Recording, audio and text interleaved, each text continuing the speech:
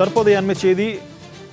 டெல்லியில் பிதாம்புராவில் உள்ள தனியார் கல்லூரியில் தீ விபத்து ஏற்பட்டிருக்கிறது. அண்மை செய்தியாக நாம் பார்த்து கொண்டிருக்கிறோம். டெல்லி பிதாம்புராவில் உள்ள தனியார் கல்லூரியில் இந்த தீ விபத்தானது தற்போது ஏற்பட்டிருக்கிறது. நேரலை காட்சிகளை நாம் தற்போது பார்த்து கொண்டிருக்கிறோம். கல்லூரியின் நூலகத்தில் ஏற்பட்ட இந்த தீ விபத்து அருகில் உள்ள கட்டடத்திற்கும் பரவி உள்ளதாக தற்போது தகவல் கிடைத்திருக்கிறது. இது தொடர்பான கூடுதல் விவரங்களோடு நம்முடன் இணைகிறார் செய்தியாளர் ஆண்டன். வணக்கம் ஆண்டன். தற்போது ஏற்பட்டிருக்கக்கூடிய இந்த தீ விபத்தில் என்ன மாதிரியான இழப்புகள் ஏற்பட்டிருக்கின்றன? யாராவது உயிருக்கு ஆபத்தான நிலையில் சிக்கியிருக்கிறார்களா? கூடுதல் விவரங்களை பதிவு பண்ணுங்க. வணக்கம் சிக்கந்தர். அதாவது டெல்லி பீத்தாம்புரா அப்படின்ற பகுதியில் தான் இருக்கக்கூடிய ஸ்ரீ குரு கோவிந்த் சிங் வணிகக் கல்லூரி இருக்கின்றது. அந்த கல்லூரியில தான் தீ விபத்தானது ஏற்பட்டிருக்கின்றது. காலைல ஒரு 9:40 மணி அளவில் இந்த தீயானது தீ விபத்து ஏற்பட்டிருக்கின்றது. 9:30 தீ விபத்தானது ஏற்பட்டிருக்கின்றது.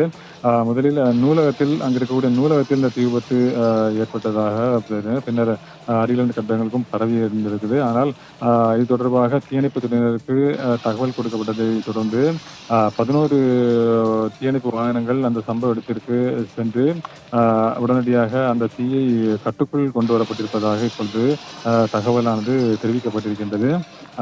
என்ன காரணத்தினால் இந்த தீ விபத்து ஏற்பட்டது என்பது தொடர்பான தகவல் இதுவரையில் தெரிவிக்கப்படவில்லை. அது மட்டுமில்லாமல் அங்கு அந்த கட்டிடத்தில் தற்போது காலை நேரம் என்பதால் 9:30க்கு மேல தான் அந்த கல்லூரியில் வகுப்புகளானது தொடங்கும் என்கின்ற காரணத்தால் காலை நேரம் என்பதால் அங்கு மாணவர்கள் யாரும் அதிகளவில் இல்லை என்று தகவலானது தெரிவிக்கப்படுகிறது. இதன் காரணமாக பெரிய அளவில் சேதம் எதுவும் ஏற்படாமல் தவிர்க்கப்பட்டிருப்பதாக தற்போது தகவலானது தெரிவிக்கப்படுகின்றது. இருப்பினும் அதில் நாம் பார்க்கும் பொழுது மிகப்பெரிய அளவில் அந்த தீப்பிடித்து எரிந்திருக்கின்றது. இதன் காரணமாக நூலகம் என்பதன் காரணமாக அங்கிருந்த நூல்கள் அனைத்துமே கிட்டத்தட்ட எரிந்து சாம்பலாக இருக்கும் என்று எதிர்பார்க்கப்படுகின்றது. என்ன மாதிரியான பாதிப்புகள் ஏற்பட்டிருக்கின்றன, எவ்வளவு பாதிப்புகள் ஏற்பட்டிருக்கின்றது என்பது தொடர்பான முழுமையான விவரம் இன்னும் உடனடியாக தெரிய வரவில்லை.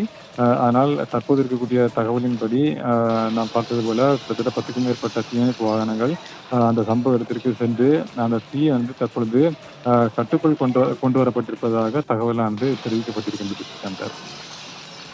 உங்களுடைய விரிவான தகவல்களுக்கு நன்றி ஆண்டன்.